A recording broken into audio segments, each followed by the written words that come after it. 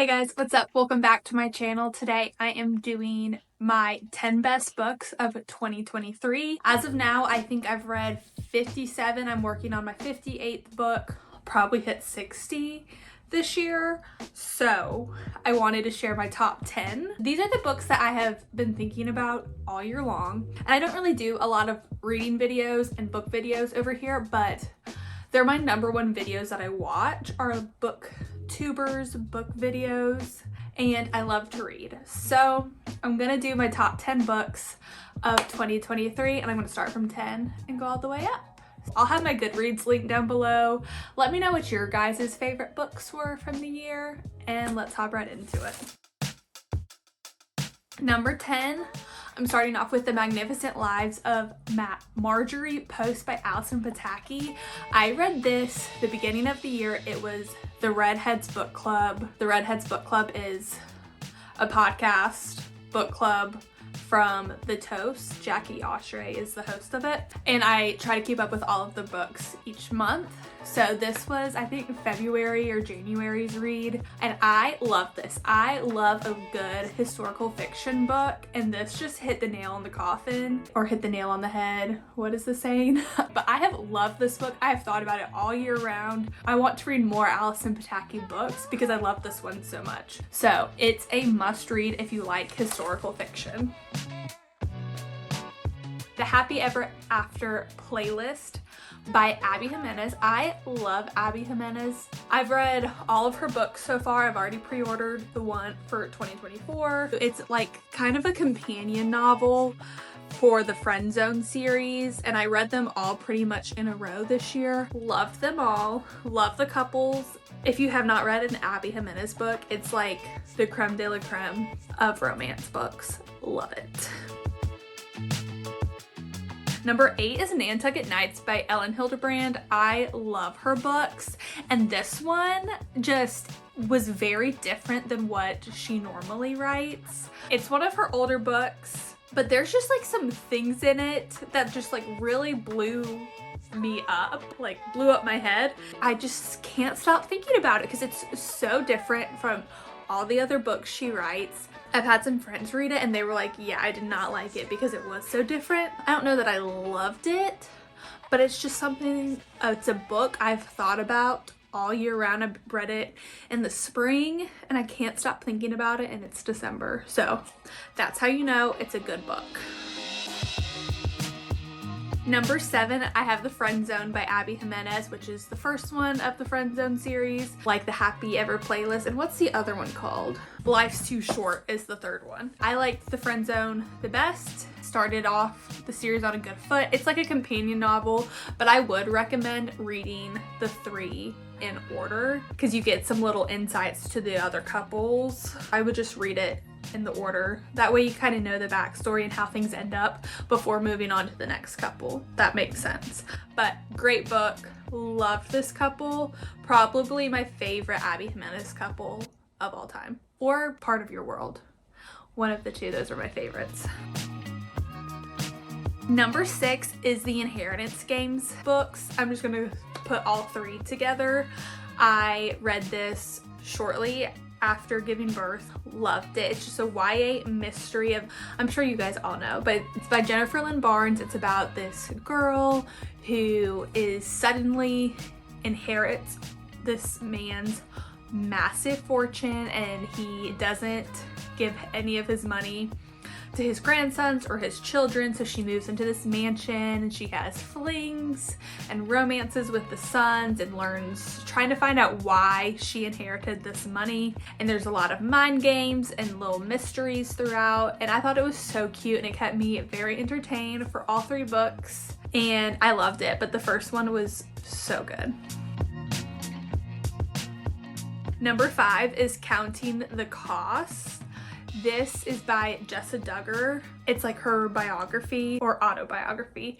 It was so good. I've continued to think about it, all the stuff that's come out with the Duggars in the past few years, and she just deep dives everything, and it's really sad, like a lot of the trauma that she went through, the relationship she has with her parents and her siblings right now, but still trying to be rooted and grounded in who she is and in her faith and her family.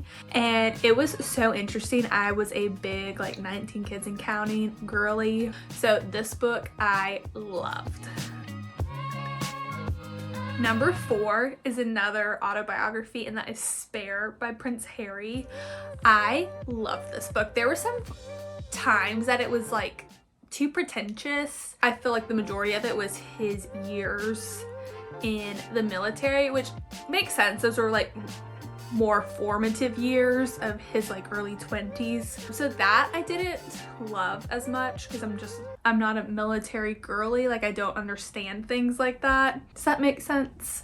But the details, just learning so much about his life and an insight into the royal family. And I know there's like so many opinions on like Prince Harry and Meghan and all that kind of stuff, but regardless where your viewpoint is, I think it is a very interesting book to read. I don't agree with like bashing your family publicly. I think that is so morally wrong, but just like the way that he was raised and the trauma he grew up with his mom and how he brought that kind of into his marriage and how he's taken his family out of that spotlight. It's very interesting. Highly recommend. I read that at the beginning of the year. It was a pre-order and 10/10 recommend. Number 3 is Iron Flame by Rebecca Yarros. I finished this just like a week or 2 ago and I cannot stop thinking about it. I've had so many conversations with you guys in my Instagram DMs about Iron Flame and what we think happened and why this happened. The book was pretty slow, but then the last like 100 pages flew by and so much happened that like I need a whole other book of those 100 pages just to understand what went on. I think it's going to be a 5-book series and there's not a release date for the 3rd one yet, so that's really frustrating. This book did take me 3 weeks to read. That didn't say anything about the book. It was just a really long book, but it was so good and I enjoyed all of my time with it. And I don't want to dive too deep into it because it is a sequel. Speaking of, number 2 is Fourth Wing. This is my first fantasy book I've ever read. I read this early postpartum days as well. And we did a lot of contact naps. Well, all of her naps were contact naps. I was on maternity leave, so Ellie would be cuddled up on my chest and I just sat there with my Kindle and I would read and read and read and got so into Fourth Wing. It was just opened my eyes to a whole different genre of books, and since then I have been reading fantasy books. I feel like it's just such a better escape because I've always been like more thriller, romance, historical fiction books, but I'm not really into thriller books this year. When I was like pregnant at the beginning of the year, I tried to read Five Survive by Holly Jackson and it freaked me out. I got like 30 pages into it and could not do it anymore. So I have not read like any thriller suspenseful books since the beginning of the year. It's something about being pregnant and then now being a mom. It just really scares me to read a thriller book. But what was I talking about? Fantasy books. They give you that suspenseful feeling of what's coming next, and it takes you into a different world that you're just like so entranced in. And I was sleeping on fantasy. I completely admit it. Since then, I've read Divine Rivals. I'm about to start Powerless. I started ACOTAR. So many things. But I'm really, really liking the fantasy books right now. So Fourth Wing gets number 2 out of my top 10. And number 1 is technically 3 books, but we're pulling it all into one, and that is Magnolia Parks. I read this at the beginning of February, and I think about these books every single day. So I've read the first 2 Magnolia Parks that are out, and I've read the first Daisy Hates. I have not read the second Daisy Hates yet because I have it as a physical copy. It's hard to like hold a baby and hold a physical book, so I've only been reading on my Kindle. So this is the only reason why I have not read the last Daisy Hates book. And I'm really struggling. I want to read it so bad, so I think I'm gonna start just reading it like at night before I go to bed. But the Magnolia Parks world If you're a Gossip Girl girly, you're a Magnolia Parks girly. And like the fashion, the banter, the relationships, the back and forth, the hot and cold, the glamour, the glitz, the brands. It is so good.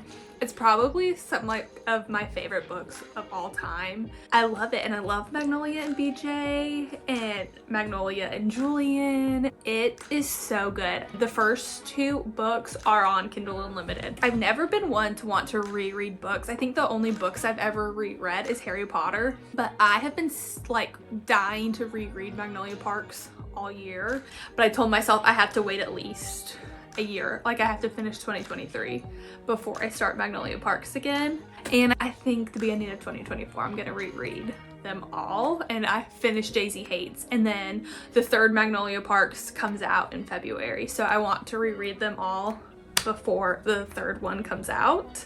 It's an incredible book.